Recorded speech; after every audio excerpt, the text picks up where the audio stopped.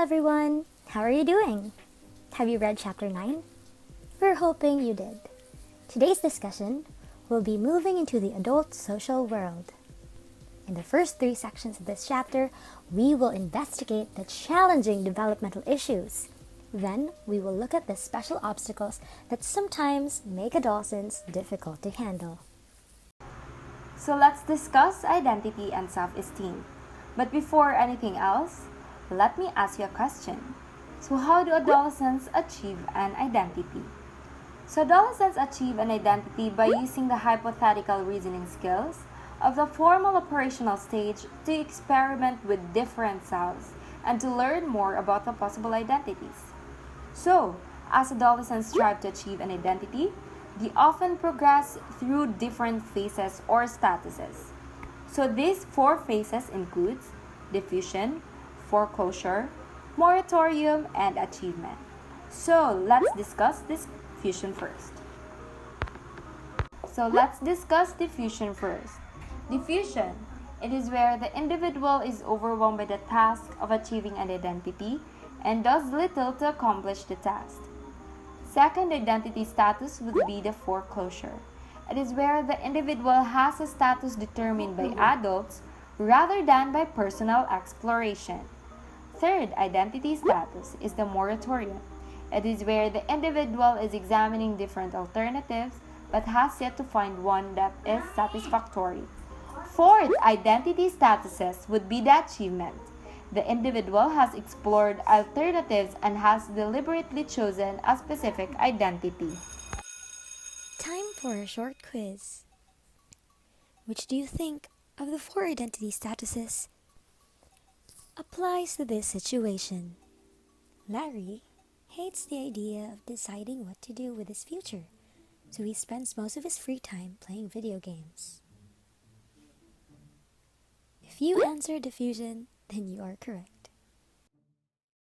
So during the search for identity, adolescents reveal a number of characteristics ways of thinking. So first is the adolescent's egocentrism. It is where adolescents are overly concerned with their own thoughts and feelings. Imaginary audience. It is where adolescents believe that others are watching them constantly.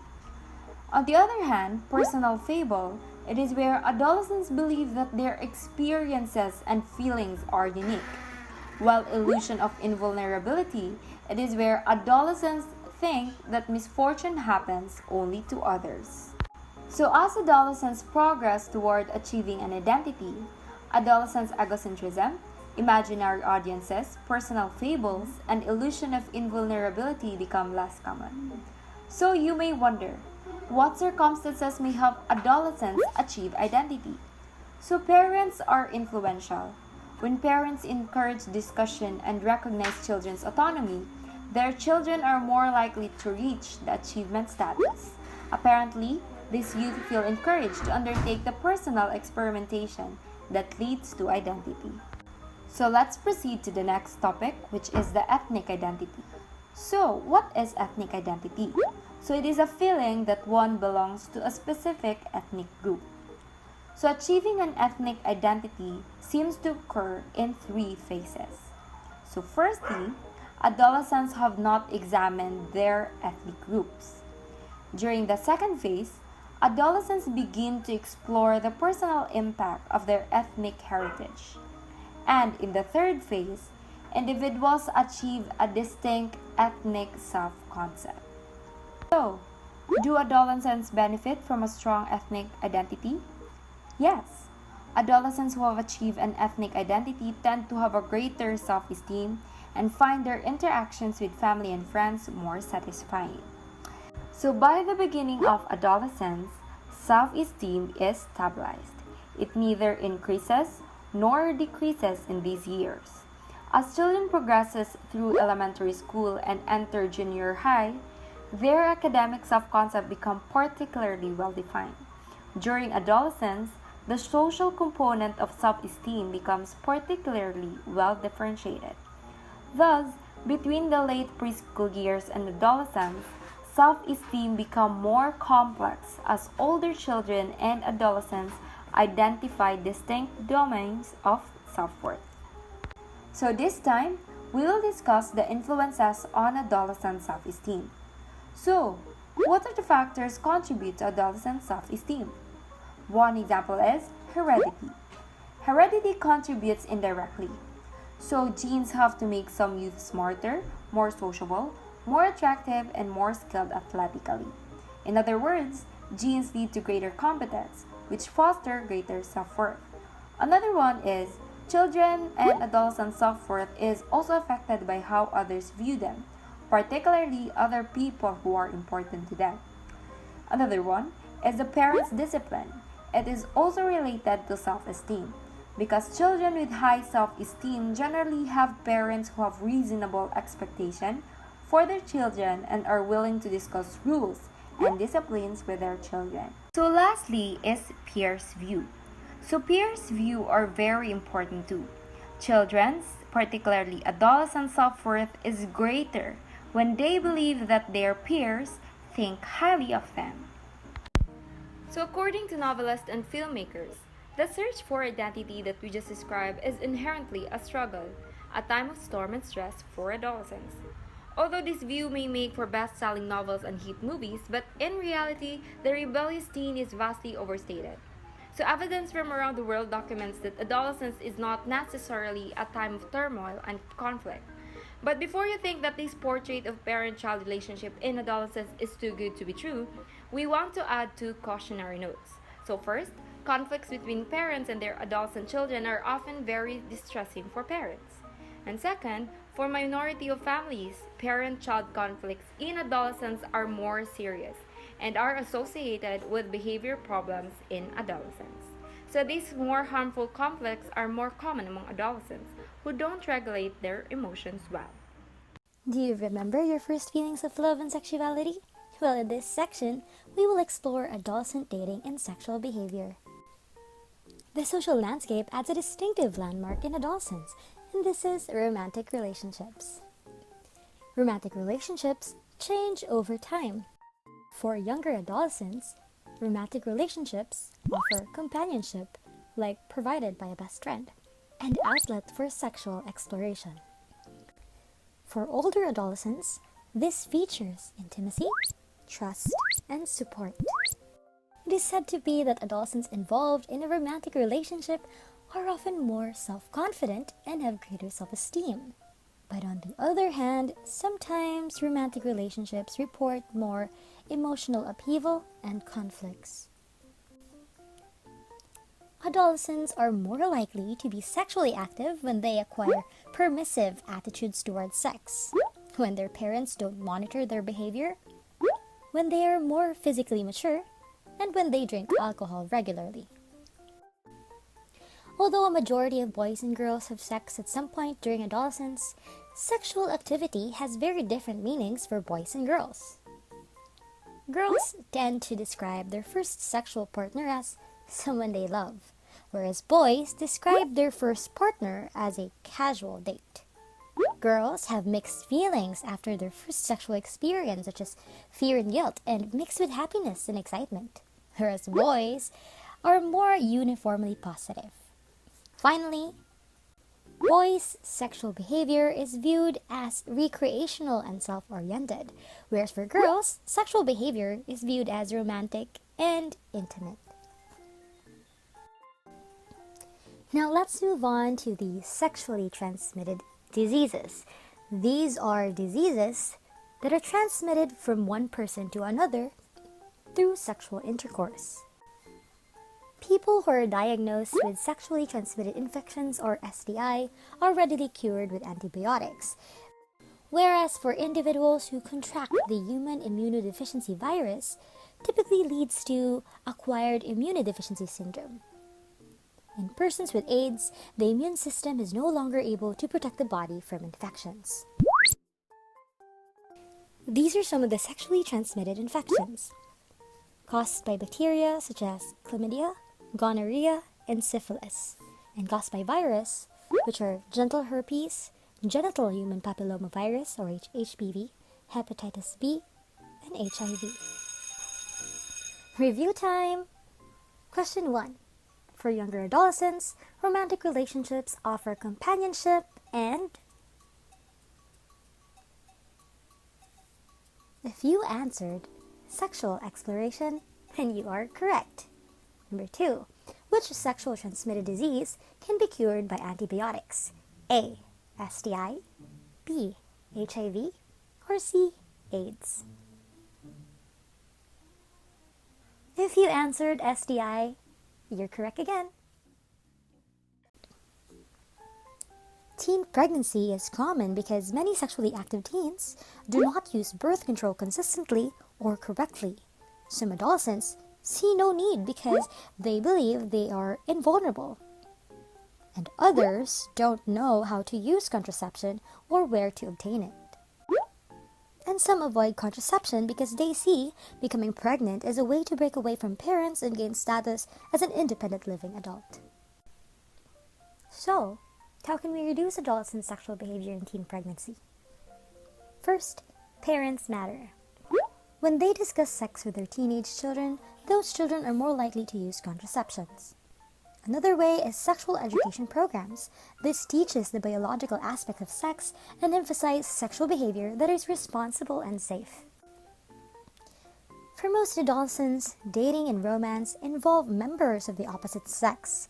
However, in early and mid-adolescence, some identify as gay, lesbian, bisexual, queer, intersex, and transgender. Behavior and appearances often differ from what's considered appropriate for their gender, leading them to be harassed and attacked by others. This may lead sexual minority youth to experience mental health problems, including depression and anxiety.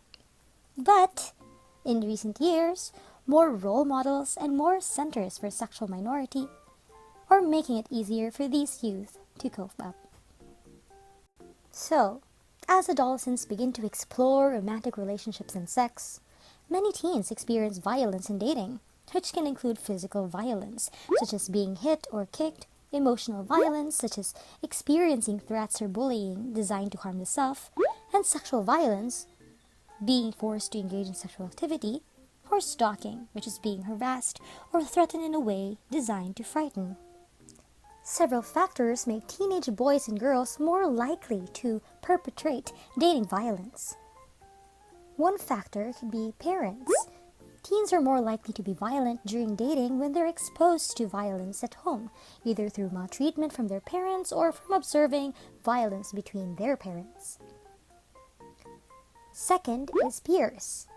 Dating violence is more common when teens believe that their peers condone dating violence.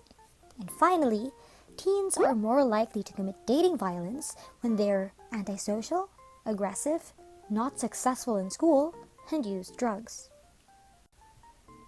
Due to this leads to many harmful consequences for victims, such as depression, antisocial behavior, and substance abuse. That is why scientists have devised programs to prevent dating violence, such as Families for Safe Dates. This program gives parents and teens completed activities designed to reduce the risk of dating abuse. So this time we will discuss about the world of work. It is the career development of an adolescent and the time when youth face the challenge of selecting a career. So according to a theory proposed by Donald Super, identity is a primary force in an adolescent's choice of a career. So there are actually three phases in Super's theory of career development. So first one is the crystallization. It is at about 13 or 14 years old. It is where adolescents use their emerging identities to form ideas about career. So second phase, it is what we call the specification. It is where adolescents learn more about specific lines of work and begin training. So the end of the teenage years or the early 20s marks the beginning of the third phase, which is during implementation. It is where individuals enter the workforce and learn firsthand about jobs. Super's work helps to explain how self-concept and career aspiration develop hand in hand. But his theory does not explain why particular individuals are attracted to one line of work rather than another. So, explaining the match between people and occupation has been the aim of a theory devised by John Holland. So, according to Holland's personality type theory, people find work fulfilling when the important features of a job or profession fit their personality. So, Holland identified 6 prototypic personalities that are relevant to the world of work. So the first personality type that we will discuss based on Holland's theory is the realistic. So realistic people, these are individuals who enjoy doing physical labor and working with their hands. They like to solve concrete problems. So careers that best match this personality type would be the mechanic, truck driver, construction worker. So the second personality type is the investigative. These are individuals who are task-oriented and enjoy thinking about abstract relations. So careers that best match this personality type would be the scientists and technical writers. Third personality type, social. From the word itself, individuals who are skilled verbally and interpersonally. They enjoy solving problems using these skills. So careers that best match this personality type would be the teachers, counselor, and social worker. Fourth personality type, conventional. So these are individuals who have verbal and quantitative skills that they like to apply to structured, well-defined tasks assigned to them by others. So the careers that best match this personality type would be the bank teller, payroll clerk, traffic manager. So the fifth personality type is the enterprising. These are individuals who enjoy using their verbal skills in position of power, status, and leadership. So careers that match this personality type would be business executive, television producer, and real estate agent. So the last personality type would be the artistic. So these are individuals who enjoy expressing themselves through unstructured tasks. So the careers that best match this personality type would be the poet, the musician, and actors. So another approach to career choice combines elements of Super's focus and development and Holland's focus on the match between interest and careers. So according to social cognitive career theory, progress towards a vocation rests on self-efficacy, which refers to youth's belief about their ability to succeed in specific domains, and their outcome expectation, which refers to youth's belief about the likely outcome of their behavior. So as children and adolescents experience success and failure on different activities and tasks, they develop beliefs about themselves and beliefs about usual outcomes. So these beliefs lead to interest. Youth enjoy activities in which they are skilled and likely to succeed, and interest leads to goals. Youth decide that they should pursue activities in which they are interested. So pursuing these activities often leads to additional success, strengthening youth's belief about themselves and the outcome they are likely to experience. In social cognitive career theory, experiences leads to belief, which are linked to interest and goals. So most adults praise teens for working, believing that early exposure to the workplace teaches adolescents self-discipline, self-confidence, and important job skills. But the reality is quite different. Part-time work can actually be harmful for several reasons. One reason is school performance suffers. When students work more than approximately 15 to 20 hours per week, they become less engaged in school and are less likely to be successful in college. So another reason is that mental health and behavioral problems. So adolescents who work long hours, more than 15 to 20 hours a week, are more likely to experience anxiety and depression. In addition, their self-esteem and quality of life often suffer. So many adolescents find themselves in jobs that are repetitive and boring, but stressful, and such condition undermine self-esteem and breed anxiety. So lastly, teens learn bad habits for handling money. Adults sometimes agree that work is good for teenagers because it teaches them the value of a dollar. But in reality, the typical teenage pattern is to earn and spend. Working adolescents spend most of their earnings on themselves to buy clothing, stack food, or cosmetics, and to pay for entertainment. Thus, for many teens, the part time work experience provides unrealistic expectations.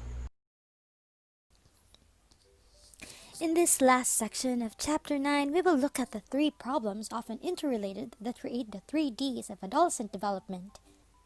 Welcome to the dark side. Teen use of illicit drugs such as cocaine and methamphetamine often makes headlines, but in reality, most adolescents avoid drugs, with one exception: alcohol. Teens are more likely to drink when their parents drink, when their parents do not monitor their teens' behavior, and when parents are not warm towards them.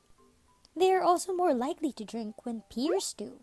And finally, teens report frequent life stress such as problems with parents or peers and racial discrimination often drink. As was true for teenage drinking, parents and peers are influential in determining whether youth smoke. When parents smoke, their teenage children are more likely to smoke too. But the parent-child relationship also contributes. Teens are less likely to smoke when they experience the supportive parenting associated with authoritative parenting.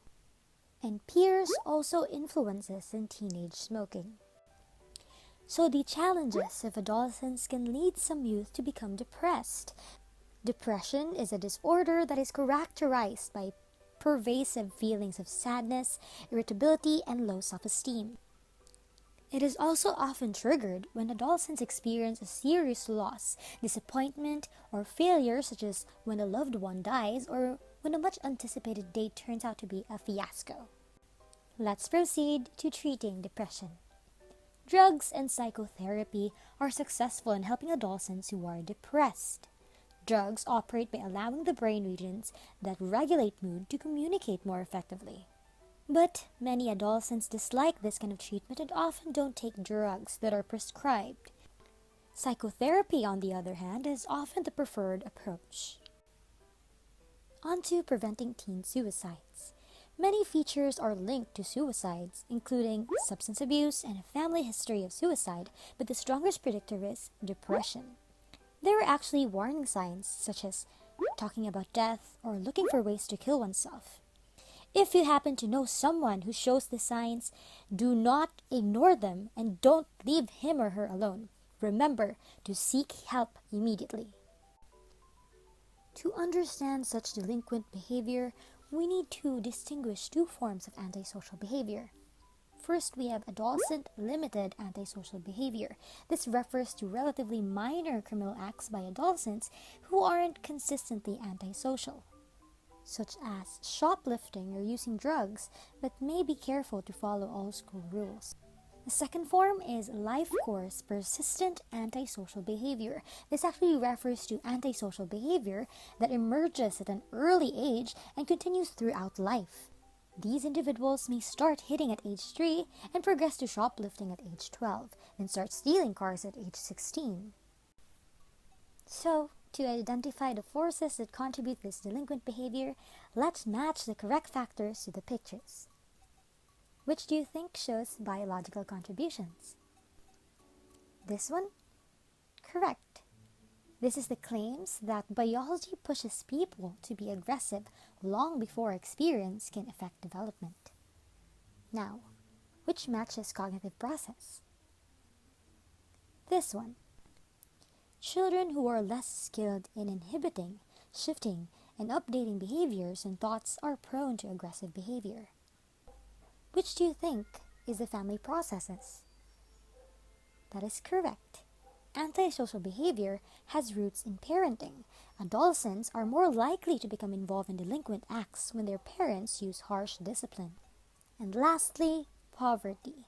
Aggressive and antisocial behavior is more common among children living in poverty, rather than children who are economically in advantage. So, before we end our discussion, let's try to test ourselves. Let's answer the following questions. Number 1. According to Erickson, adolescents face a crisis between identity and... If your answer is role confusion, then you are right. Number 2. In the second phase of achieving an identity, adolescents... Correct. Start to explore the personal impact of their ethnic roots. Number 3. For younger adolescents, romantic relationships offer companionship and... You're right, an outlet for sexual exploration. Number 4. Individuals with blank personality type are best suited for a career as a teacher or a counselor. If your answer is social, then you are correct. Last number. Blank refers to antisocial behavior that begins at an early age and continues throughout life. Great job! Life course Persistent Antisocial Behavior. I hope you learned something. Thank you for watching.